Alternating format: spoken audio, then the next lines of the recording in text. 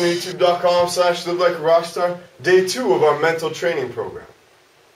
Welcome back. I'm so happy if you're here back and watching day 2. Today we're going to talk about the power of decision. The power of decision is always motivated by a reason. The purpose of this show is to make your decisions, starting with some decisions you're going to make with an exercise we're going to include today, come from you, come from your heart, come from your experience, come from your motivations and the things that make you tick in life. Because we're talking about potential energy. Everybody's got a certain amount of energy. When you're in motion, that's called kinetic energy. When you are at rest, there's energy that's ready to get into motion. So it's potential in its potential form. The power of decision, when you make powerful decisions, releases that potential energy. And decision is very important because it is the foundation of making any kind of new change of some of your old habits. And that's essentially what we're talking about. Now, okay, let's say you have bad habits. You want to quit smoking. You want to stop eating so many cheeseburgers. You want to get better marks in school. Now, what if you get 80s and you want to get better marks in school? What if you already make $1 billion and you want to start making billions of dollars? Or what if you're already doing well, you just want to do better? The same principles apply for breaking bad habits and for doing even better, even if you already have good habits. And the principle is just decision. Deciding that, as you said yesterday, you're going to change, you're going to be different, you're going to give something more in order to receive that extra that you need, whatever that may be. What you got to understand when making decisions is, let's say you tried to fund your science research project and you went to all the different government agencies and all of them rejected you and didn't want to give you the money to fund your research project. What do you do then? Well, the past doesn't equal the future. If you let those rejections get to your heart, or if you have, let's say, you tend to get in a moody and you get in a bad mood and you let your bad thoughts get to your heart, and then that in turn inhibits you from taking decisions when you're trying to change your habits, that is not a reflection of the truth, because you know what?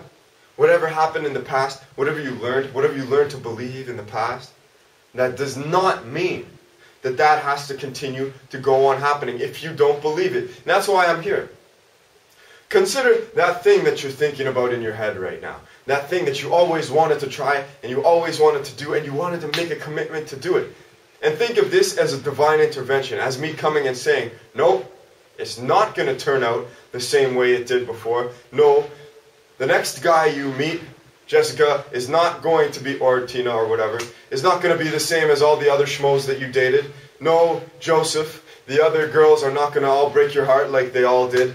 No, all the jobs are not going to reject you. No, it's not going to turn out the way it did in the past. Okay?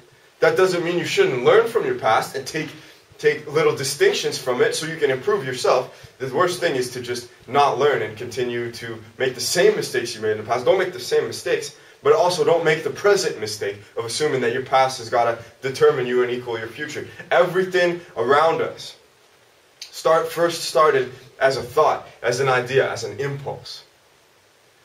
And I guarantee you that a lot of people who have achieved great things, they have not let their pasts determine them, so don't let your past determine you. Another thing I would love to add right now is that there's a lot of reasons that are going around for the reason why people do certain things, go about their certain actions that they do. Right? So you could say, oh, the reason I'm this way is because my mom was this way, or my dad was this way, or because I believe that this way is right. Well, that's as long as you really, really believe it, though. This is the really thing that I'm trying to say is that you don't have to come up with the reason for why you want to commit to something, why you want to make a big decision, why you want to go for it and take a bold risk. You don't have to try and figure out a reason that will be acceptable to somebody else. I get caught doing that sometimes. You're writing down why you want to do something, and then you think you have to be able to explain it to your mom or your dad or your brother or your sister or your friend or your girlfriend or your boyfriend, and you were trying to analyze what they would say to you and coming up with a counter reason for why you want to be the way you are.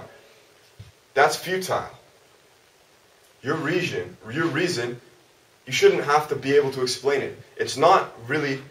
Sometimes we can define our reasons. Here's the point. Sometimes we can define our reasons in logic and reasonable essay format, kind of A, B, C, D, E, etc., etc., so it's perfectly logical. Sometimes we can't.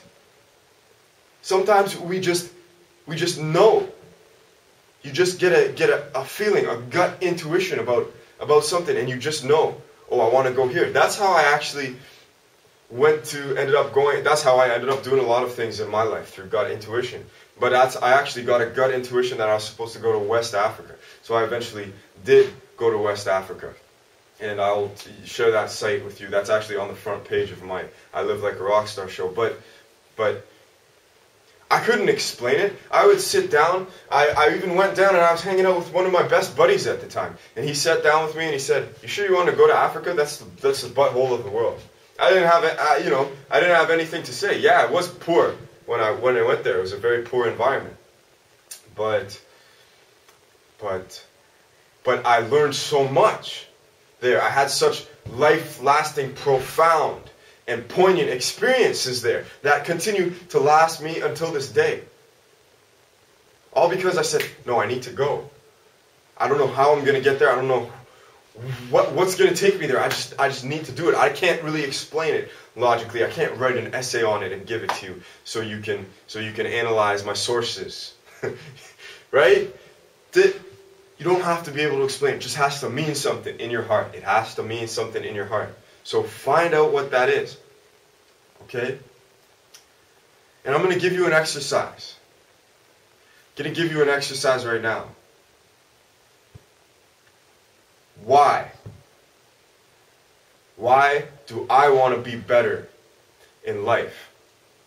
Okay? Write that down on the top of a piece of paper. For me, what is my reason? Only this is for you. Brainstorm. Go right now, put on your favorite song. You got to do the action. If you don't do the action step, this program is not going to yield you mental strength results at the end of the 30 days. Do this action. You got to do the actions every day, and all throughout the 30 days, they're going to compound on themselves. Go run to your room. Go put on some music. Put on your headphones right now. Put on your favorite song. Grab a piece of paper. 10 minutes. Why? What is important? Exactly. Write this down. What is important to me? Why do I do the things I do, and why do I want to achieve the things I want to achieve? And I want you to just put on your favorite music, just brainstorm now. And then brainstorm for 10 minutes. Just 10 minutes. Let it flow. And this is an exercise I learned from one of my courses. When you want to do this, just let it flow. Keep your pen moving for 10 minutes. The words don't even have to make sense. You don't have to write in English. You can draw stuff. You just do it for 10 minutes. Go right now. Do it. Go, do it. Bye.